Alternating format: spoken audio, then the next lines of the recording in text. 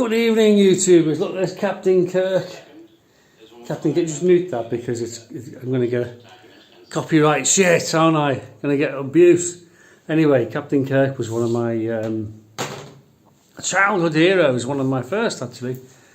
I think later Clint Eastwood, of course, another childhood hero, because we all want to be like these people, don't we, when we're young? And I suppose as you get older, you know, tastes change and things change. Anyway, we're all here. We're all here. We'll sort the tripod out. We'll sort the tripod out, and then we'll sort of both be in it. There we go.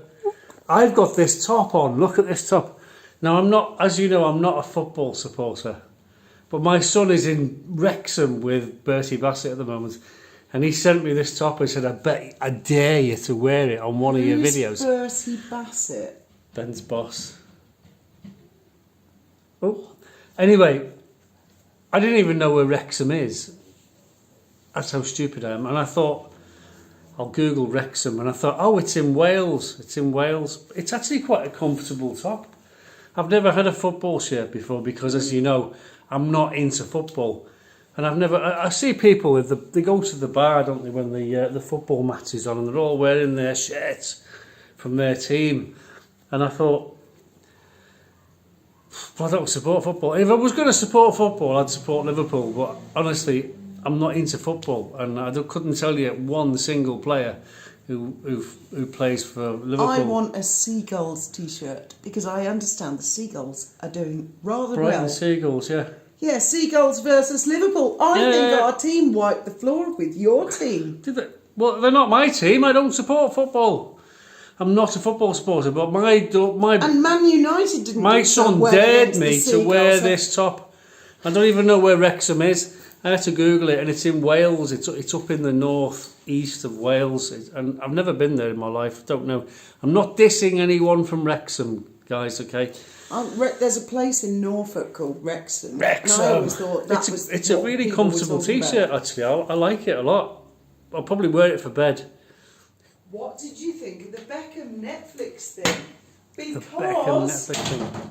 Firstly, I've got to confess, yes, we did sign back up for Netflix so that I can watch season 6 of The Crown and I can tell you all about it. And then we'll cut it off again because they gave Harry and Meghan money.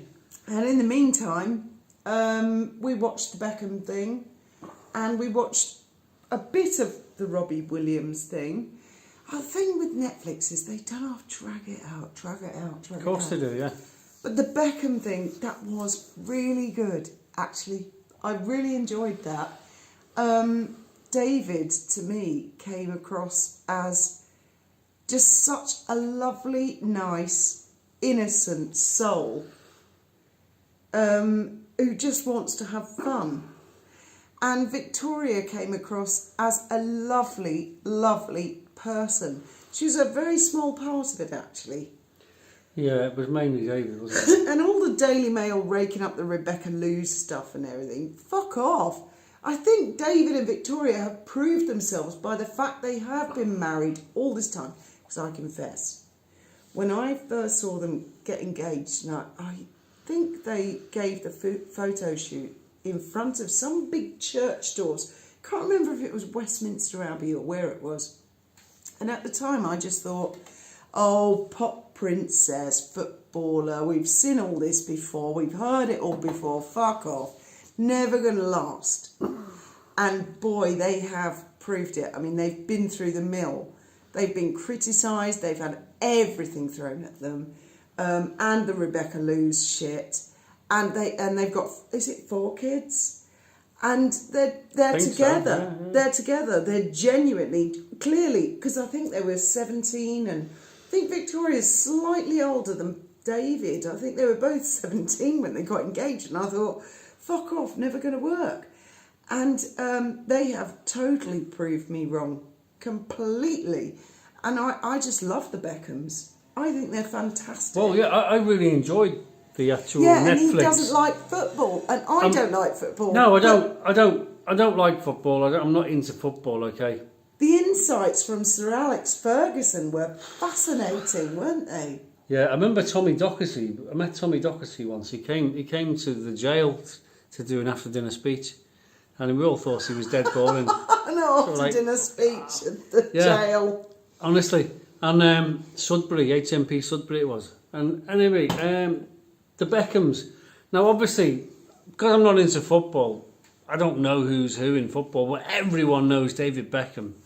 Everybody. I mean, I knew. I mean, he was a Manchester United player, for fuck's sake. I mean, being a Liverpudlian, you know, Best. Manchester United Ronaldo. are our arch enemies. We don't want nothing to do with Manchester United. And Beckham was a Man United player anyway. Number 7, wasn't he? I think so, but he was good. Let's face it, he was good. Yeah. Now the Netflix documentary, we just watched it because everyone was talking about it. Let's watch. We just signed up for Netflix because she wants to watch Crown, and I thought, well, let's watch David Beckham and we watched that other guy as well, Robbie Williams. Anyway, we haven't finished watching him. We turned him off because he got a bit boring. But we'll go back to Robbie Williams. But David Beckham and Victoria, right? We're watching them, right? And these guys are totally relaxed, and I got straight on this, right? Yeah. Because some people in life,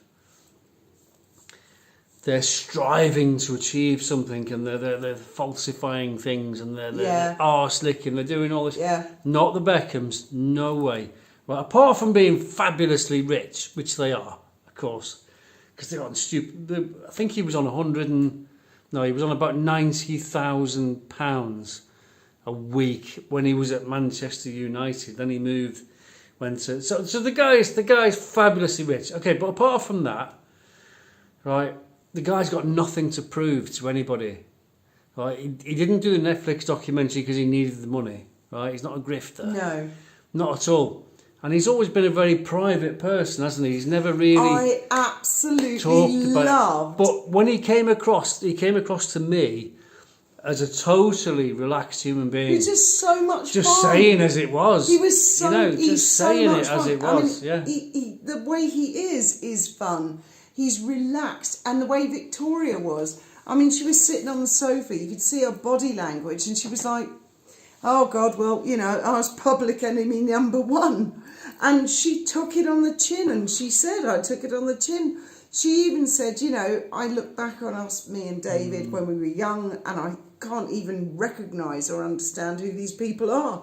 But at no point were they false." No. I think that's the thing, that they were genuinely. Well, they're both so rich, they've got no agenda. They don't need to lie. They're not pushing a particular avenue. They're just telling it how it is, and that came across really well. And I would recommend to anybody to go and watch that, because I'm not into football, right? But I think David Beckham's fucking ace. A lot of people don't want to support Netflix until they because they gave money to Harry and Meghan, and that's why we're gonna cut them off as soon as we've seen The Crown. To make a comparison between the 6-hour bore fest, and it was a 6 hours, Graham, right? And yet, what we watched with Victoria and David... That was far more entertaining. How many hours was that? I thought it was like an hour. It didn't seem that long. It flew by. Maybe 3 episodes? I can't remember. We were really enjoying it, especially when we watched it over a couple of nights, didn't we? We did, but it wasn't as many... I mean, that Harry and Meghan thing, that fucking dragged, man. Fucking dragged.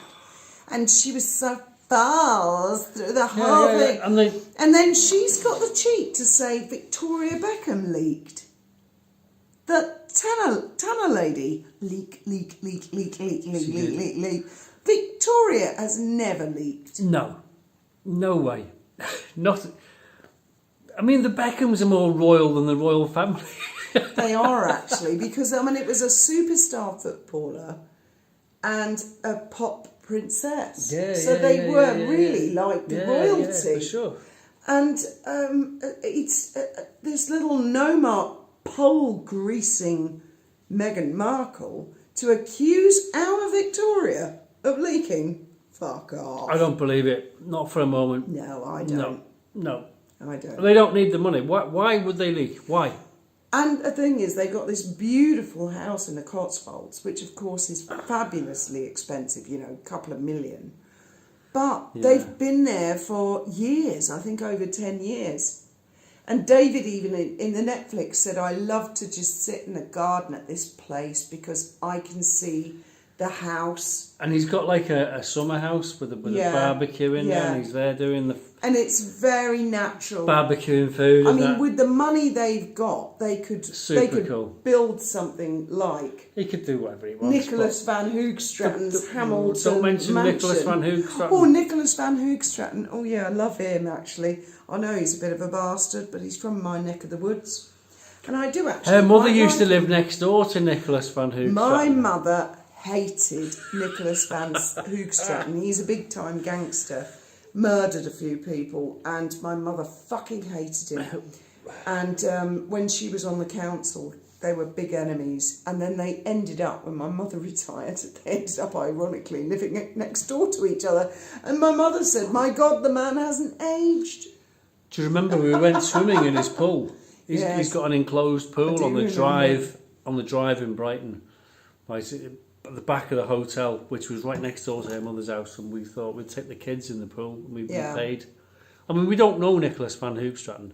We've met him. We've been in the same room as him, and ordered drinks and things after we were in the pool. But I think didn't Sammy nearly drown in the pool? Yes, thanks to you. Thanks to you, Graham. I put her in the pool. She was about 3.5 years old. Benji was tiny. I was attending to Benji. Graham was in the water and was supposed to be looking after Sammy. And we gave her a rubber ring, one of those blow-up rings. And because she's so tiny and skinny, she had it round her waist. She was fine. And then she did a big breaststroke and her little skinny mermaid body went clean out of it and she sank. And I went, "Oh my God, Graham, Sammy's sinking." And he went, "What? What?" And thankfully there was another lady in the pool that saved her life, pulled her up. It was me, surely. Well, I like to think it was me, but we raced to the scene and she's sitting on the bottom like that. My mother nearly drowned Benjamin when he was a baby. On the slide at the King Alfred. Slide at the King Alfred. I was on the He was other sitting on the end bottom. of the pool, and it's like an Olympic Mummy, sized where's pool. Benji? And I was playing with Sammy, teaching her to swim, and I could see my mother with Benji on the other end of the pool where he's going down a slide. And she wasn't looking. She had one of those big rubber caps on her head with flowers and stuff. Stop her hair from getting wet. She was fucking looking at some shit. And Benji went down the slide and he just disappeared. And I was like, "Oh my God."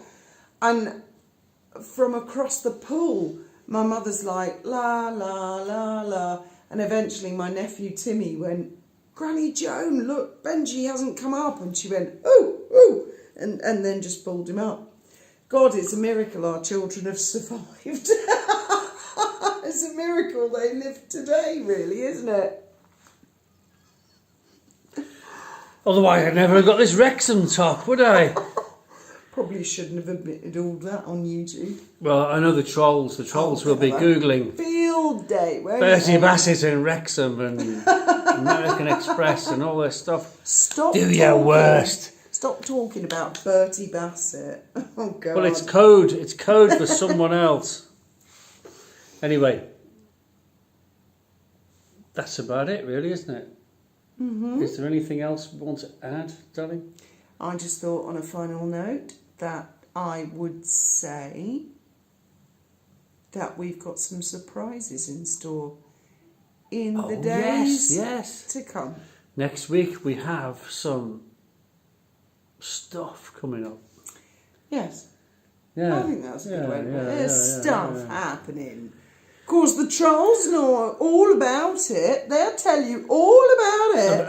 Come on, trolls. Come on, trolls. You know so much about our lives. Come on. And they're going to tell you that I was in jail 30 years ago for smuggling pot and having a spliff. And they might tell you that I was once Britain's most wanted. 20 years ago. And they might tell you that Richard, his son, is in prison for being having critical. A Palestinian flag. Well, yeah, he supports Palestine, you know. Well, I don't know if he still say? does, but I mean... Anyway. They might tell you lots of things, but can the trolls tell you what's going to happen in the next 2 weeks? Of course they fucking can't. But you'll find out here. And so will they. You will indeed. Good night. And may your God go with you.